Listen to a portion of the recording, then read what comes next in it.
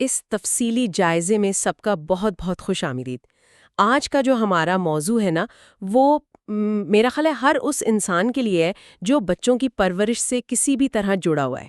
جی بالکل، اور صرف والدین ہی نہیں بلکہ جو بھی انسانی دماغ کو سمجھنے میں دلچسپی رکھتا ہے اس کے لیے یہ بہت زبردست ہونے والا ہے۔ 100%۔ تو آج ہمارے پاس جو ماخذ ہے وہ سلیم آوان کی ایک بہت ہی شاندار اور یعنی کافی آنکھیں کھول دینے والی تحریر ہے، جس کا عنوان ہے انٹیلیجنس کرائسس پارٹ 3۔ اور اس میں بڑے گہرائی سے بتایا گیا ہے کہ والدین اصل میں بچے کی ذہانت کو کیسے بڑھا سکتے ہیں۔ بالکل، اور میں جب یہ پڑھ رہی تھی تو مجھے احساس ہوا کہ ہمارے جو برسوں پرانے تصورات ہیں نا ذہانت کے بارے میں، وہ کس قدر مختلف ہیں حقیقت سے۔ اچھا، وہ بچوں کو پش کرنے والے تصورات کی بات کر رہی ہیں آپ؟ ہاں ایگزیکٹلی، یعنی اس تحریر میں سب سے زیادہ زور اس بنیادی فرق پر دیا گیا ہے کہ بچوں پر ذہین بننے کا دباؤ ڈالنا یا انہیں ہر وقت پش کرنا اور ان کے فطری تجسس کی پرورش کرنا، جسے ہم نرچرنگ کہتے ہیں، ان دونوں میں زمین آسمان کا فرق ہے۔ بالکل فرق ہے۔ ہم اکثر سوچتے ہیں کہ بس زبردستی کتابیں پڑھا دو یا دباؤ ڈالو تو بچے ذہین ہو جائیں گے، لیکن سائنسی تحقیق تو بالکل الٹ بات کہتی ہے۔ سائنس فطری تجسس کی حمایت کرتی ہے۔ جی، اور اس حوالے سے جو سب سے اہم بات ہے نا، وہ یہ ہے کہ ہماری اس ساری گفتگو کا مقصد صرف یہ جاننا نہیں ہے کہ والدین کو کیا کرنا چاہیے، یعنی کوئی چیک لسٹ نہیں دینی ہمیں۔ بالکل کوئی فہرست نہیں تھوانی، بلکہ اصل مقصد ان تمام باتوں کے پیچھے جو سائنسی وجوہات ہیں، جو وائے ہے، اس کو گہرائی سے سمجھنا ہے۔ کہ ایسا کیوں ہے؟ جی، کیونکہ جب یہ سمجھ آ جاتا ہے کہ کوئی خاص عمل ایک ننھے بچے کے دماغ پر حیاتیاتی طور پر کیسے اثر انداز ہو رہا ہے، تو پھر وہ کام بوجھ نہیں لگتا۔ بالکل، وہ تو پھر پرورش کا ایک بڑا بامقصد سفر بن جاتا ہے۔ تو چلیے اس سب کو تفصیل سے سمجھتے ہیں۔ ہم اس جائزے کو بچے کی عمر کے 4 مختلف مراحل میں بانٹ کر بات کریں گے۔ یہ منظم طریقہ رہے گا۔ تو سب سے پہلے بنیادی مرحلے سے شروع کرتے ہیں، جو کہ پیدائش سے لے کر 3 سال کی عمر تک کا دور ہے۔ ماخذ اسے دماغ کی ساخت یا فاؤنڈیشن کا دور کہتا ہے۔ جی، یہ سب سے اہم دور ہے۔ اور سلیم ایوان کی تحریر پڑھتے ہوئے نا ایک ایسی حیران کن حقیقت سامنے آئی جس نے مجھے سچ میں کچھ دیر کے لیے سوچنے پر مجبور کر دیا۔ 10 لاکھ نیورل کنیکشنز والی بات؟ جی بالکل وہی۔ مطلب کیا کوئی عام انسان یہ سوچ سکتا ہے کہ زندگی کے ابتدائی 3 سالوں میں بچے کا دماغ ہر ایک سیکنڈ میں 10 لاکھ نیورل کنیکشنز بنا رہا ہے؟ 1 ملین کنیکشنز فی سیکنڈ؟ یہ واقعی ناقابل یقین حد تک تیز رفتار ہے۔ 1 سیکنڈ میں 10 لاکھ کا ہنسا! یہ رفتار اتنی تیز ہے کہ عام ذہن اس کا اندازہ بھی نہیں کر سکتا۔ تو اس کا سیدھا سا مطلب یہی ہوا نا کہ اس دور میں ہدف حقائق رٹوانا نہیں ہے، بلکہ ایک مضبوط حیاتیاتی بنیاد دینا ہے۔ بالکل درست۔ لیکن اچھا تھوڑا رکیے ذرا، یہ بتائیں کہ یہ نیورل کنیکشنز اصل میں ہیں کیا؟ دیکھیں، اس سے اگر بہت ہی آسان الفاظ میں سمجھا جائے تو یہ نیورل کنیکشنز دراصل دماغ کے اندر بننے والے چھوٹے چھوٹے راستے یا سڑکیں ہیں۔ سڑکیں، ٹھیک ہے۔ بچہ جو کچھ دیکھتا ہے، سنتا ہے یا محسوس کرتا ہے، اس سے دماغ کے اندر ایک نئی سڑک بن جاتی ہے۔ جتنے زیادہ اور مضبوط یہ راستے ہوں گے، دماغ اتنی ہی تیزی سے کام کرے گا۔ اور میرے خیال میں ان سڑکوں کی تعمیر کی شروعات تو پیدائش سے بھی پہلے ہی ہو جاتی ہے نا؟ بالکل۔ ماخذ میں غذائی اہمیت پر بڑی سائنسی روشنی ڈالی گئی ہے۔ حمل کے دوران اگر ماں کو مناسب غذا نہ ملے تو اس کا بچے کی دماغی ساخت پر ایسا گہرا اثر پڑتا ہے جسے بعد میں تبدیل نہیں کیا جا سکتا۔ یعنی عمارت کی بنیاد تو پیدائش سے پہلے ہی رکھی جا چکی ہے۔ جی، اسی لیے اس دور میں فولک ایسڈ، آئرن اور خاص طور پر DHA کا حصول بے حد ضروری ہے۔ DHA ایک اومیگا 3 فیٹی ایسڈ ہے جو دماغ کے لیے کسی جادو سے کم نہیں۔ صحیح، یہی تو پیدائش سے پہلے کی بات ہو گئی۔ اور پیدائش کے بعد کیا صورتحال ہوتی ہے غذا کے حوالے سے؟ پیدائش کے بعد ماں کا دودھ دماغ کے لیے بہترین اور مثالی غذا ہے، اس کا کوئی متبادل نہیں۔ اور پھر جب بچہ ٹھوس غذا کھانا شروع کرتا ہے تو ماہرین برین فوڈز پر توجہ دینے کا کہتے ہیں۔ برین فوڈز یعنی انڈے، مچھلی اور سبزیاں وغیرہ؟ ایگزیکٹلی۔ یہ چیزیں مل کر دماغ کے بنیادی ڈھانچے کو مضبوط کرتی ہیں تاکہ وہ جو 1 سیکنڈ میں 10 لاکھ کنیکشنز بن رہے ہیں ان کا معیار بہترین ہو۔ تو غذا تو جسم اور دماغ کا ایندھن ہو گئی، یہ بات تو کلیئر ہے۔ لیکن اس کے ساتھ ساتھ تحریر میں ایک اور تصور کا ذکر ہے جس نے مجھے بہت متاثر کیا، اور وہ ہے ہارورڈ یونیورسٹی کا سرو اینڈ ریٹرن کا تصور۔ جی، یہ بہت دلچسپ نظریہ ہے۔ نام سے تو یہ بالکل ٹینس کے کھیل جیسا لگتا ہے، لیکن بچوں کی پرورش میں اس کا کیا کام ہے؟ میں چاہوں گی کہ آپ اس پر تھوڑی روشنی ڈالیں۔ یہ واقعی ٹینس کے کھیل جیسی ہی تشبیہ ہے۔ کھیل میں ایک کھلاڑی گیند پھینکتا ہے جسے سرو کہتے ہیں، اور دوسرا اسے واپس ہٹ کرتا ہے جسے ریٹرن کہا جاتا ہے۔ ٹھیک ہے۔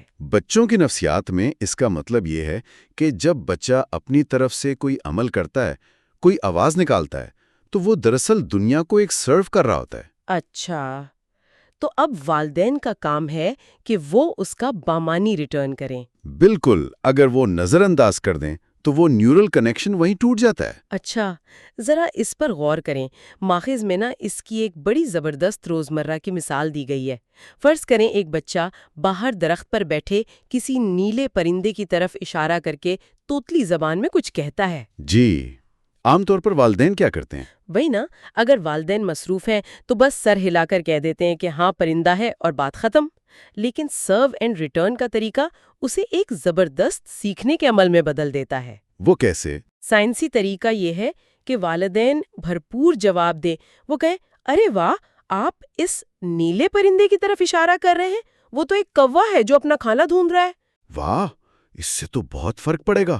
جی، اس چھوٹے سے عمل سے نہ صرف الفاظ کے ذخیرے میں اضافہ ہوتا ہے، بلکہ توجہ مرکوز کرنے کی صلاحیت بڑھتی ہے اور والدین کے ساتھ جذباتی تعلق بھی مضبوط ہوتا ہے۔ بالکل درست۔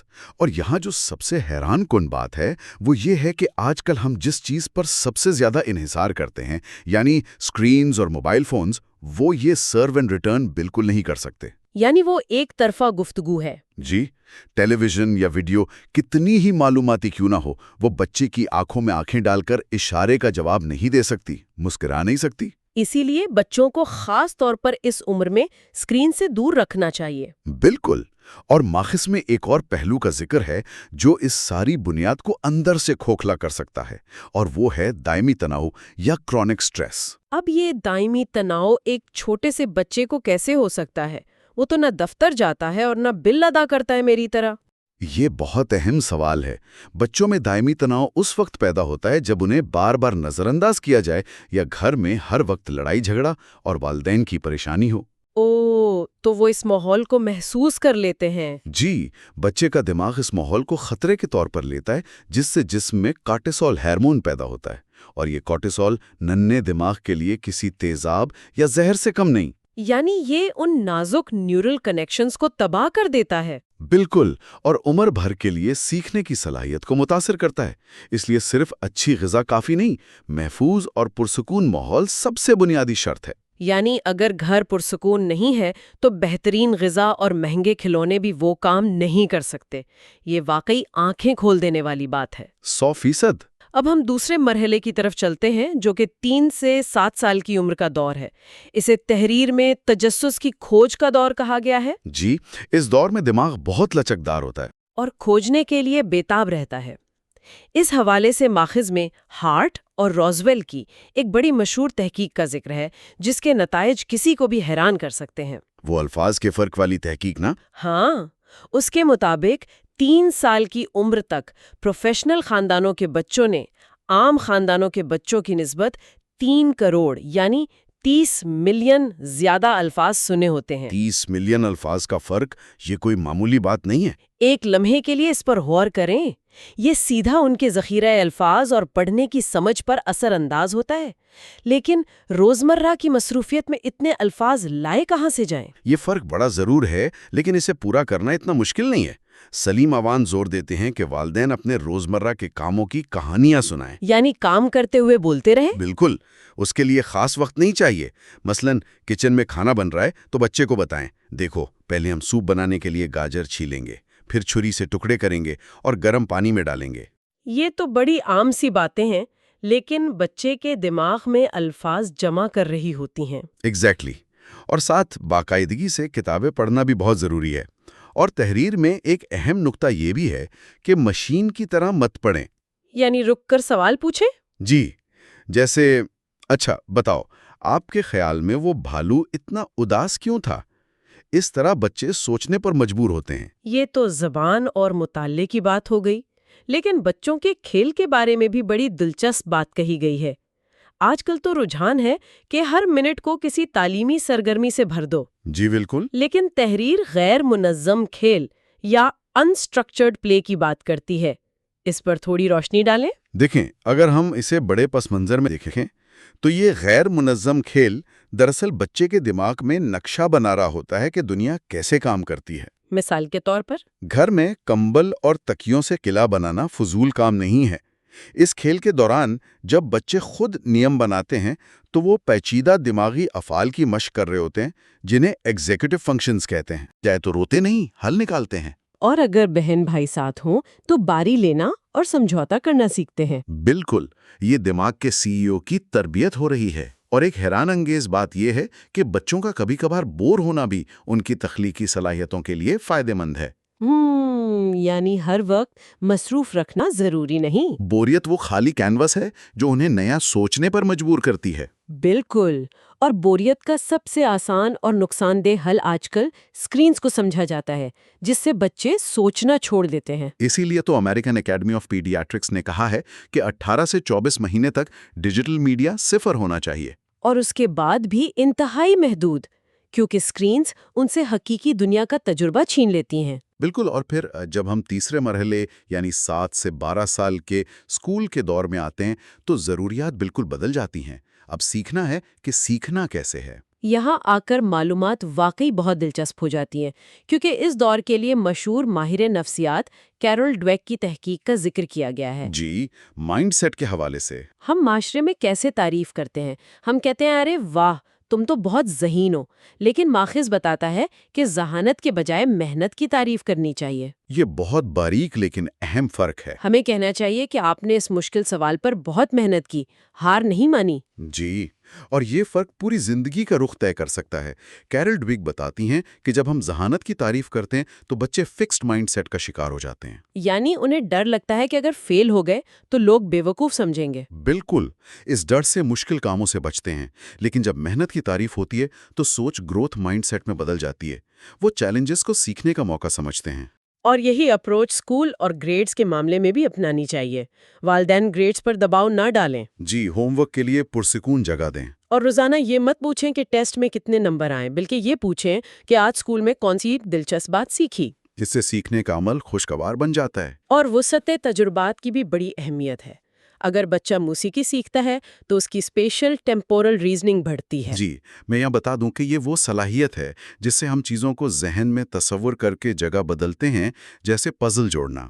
موسیقی اس حصے کو تیز کرتی ہے۔ کھیلوں سے نظم و ضبط آتا ہے۔ اور عجائب گھر جانے سے کرسٹلائزڈ انٹیلیجنس بڑھتی ہے، جو زندگی بھر کے تجربات کی ذہانت ہے۔ ان باتوں سے یہ تو واضح ہے کہ بہت کچھ سکھانا ہے، لیکن جب بچے سوال پوچھیں تو کیا کریں؟ یہاں قوانین سکھانے کا صحیح طریقہ آتا ہے۔ ماخذ زور دیتا ہے کہ قانون کے پیچھے چھپی وجہ یعنی وائی بتانا ضروری ہے۔ جیسے سڑک پر کیوں نہیں بھاگنا؟ عام طور پر ہم کہتے ہیں کیونکہ میں نے منع کیا ہے، لیکن سائنسی وجہ بتائیں کہ گاڑیاں بھاری ہوتی ہیں، فوراً بریک نہیں لگ سکتے۔ اس سے کاز اینڈ ایفیکٹ اور تنقیدی سوچ پیدا ہوتی ہے۔ اور یہی تنقیدی سوچ انہیں چوتھے اور آخری مرحلے کے لیے تیار کرتی ہے، جو کہ 13 سال اور اس سے اوپر کا دور ہے، یعنی آزاد مفکر بننے کا دور۔ یہاں والدین کو مینیجر کے بجائے کنسلٹنٹ بننا پڑتا ہے، کیونکہ اگر مینیجر بن کر آرڈر چلائیں گے تو بغاوت ہوگی۔ بغاوت اس لیے ہوتی ہے کیونکہ ٹین ایج دماغ تیزی سے بدل رہا ہوتا ہے، دوستوں سے تعلق اور شناخت کی تلاش ہوتی ہے۔ تو سختی کریں گے تو دماغ اسے دشمنی سمجھے گا۔ بالکل، والدین کو چاہیے کہ آزادی کا احترام کریں، ان کے ساتھ ملکی حالات، خبروں یا فلموں پر ڈیبیٹ کریں۔ ان کی رائے کو غور سے سنیں، جس سے منطقی صلاحیتیں تیز ہوں گی۔ جی، اور ان کا اعتماد بڑھے گا۔ اسی عمر کے حوالے سے ایک اور زبردست مشورہ ہے کہ پڑھائی کو حقیقی دنیا سے جوڑیں، جو ایبسٹریکٹ کنسپٹس ہیں انہیں زندگی میں لاگو کریں۔ علم کو حقیقی دنیا سے جوڑا جائے تو وہ حکمت بن جاتا ہے، اور یہی چیز عام ذہن کو اعلیٰ ذہانت میں بدلتی ہے۔ تو آخر ان سب باتوں کا نتیجہ کیا نکلتا ہے؟ اگر ہم اس شاندار ماخذ کو سمیٹیں تو خوشخبری یہ ہے کہ بچے کو ذہین بنانے کے لیے ماہر نفسیات یا مہنگے کھلونوں کی ضرورت نہیں۔ جی بالکل نہیں ہے۔ اس کے محض 5 بنیادی ستون ہیں۔ پہلا، بچوں کو اپنی موجودگی اور توجہ دیں۔ دوسرا، ایک محفوظ، پرسکون اور تناؤ سے پاک ماحول دیں۔ تیسرا، ان کے ساتھ خوب بات چیت اور مطالعہ کریں۔ چوتھا، نتائج کے بجائے ہمیشہ محنت اور پروسیس کی کھل کر تعریف کریں۔ اور پانچواں، کارکردگی کے دباؤ کے بجائے فطری تجسس کو پروان چڑھائیں۔ جو بچہ سیکھنے سے محبت کرتا ہے وہ ہمیشہ آگے نکل جاتا ہے۔ یہ اصول زندگی بھر کے لیے ایک بہترین طالب علم بنا دیتے ہیں، یقیناً۔ اور اب ہم اختتام پر پہنچ چکے ہیں، تو میں سب کو غور و فکر کے لیے ایک بڑا گہرا سوال چھوڑ کر جانا چاہتی ہوں۔ جی بتائیے۔ آج کی گفتگو سے یہ ثابت ہو گیا کہ نتیجے کے بجائے محنت کی تعریف اور پرسکون ماحول اعلیٰ ذہانت پیدا کرتا ہے۔ ذرا سوچئے، اگر ہم یہی اصول بڑوں کی دنیا میں اپنے کارپوریٹ دفاتر اور رشتوں میں لاگو کریں تو کیا ہوگا؟ یہ تو بہت زبردست خیال ہے۔ اگر دفاتر میں کارکردگی کے سخت دباؤ کے بجائے تجسس اور پروسیس کو اہمیت دی جائے تو کیا ہماری اجتماعی بالغ ذہانت کی ایک نئی اور حیرت انگیز سطح دریافت نہیں ہو سکتی؟ بالکل ہو سکتی ہے، یہ واقعی سوچنے کی بات ہے۔ کیا ہم اپنے دفاتر اور رشتوں کو بھی ویسے ہی پروان چڑھا سکتے ہیں جیسے ایک بچے کے تجسس کو؟ اس پر ضرور غور کیجیے گا۔ اس تفصیلی جائزے کا حصہ بننے کا بہت بہت شکریہ۔ اگلی بار ایک نئے موضوع کے ساتھ پھر حاضر ہوں گے۔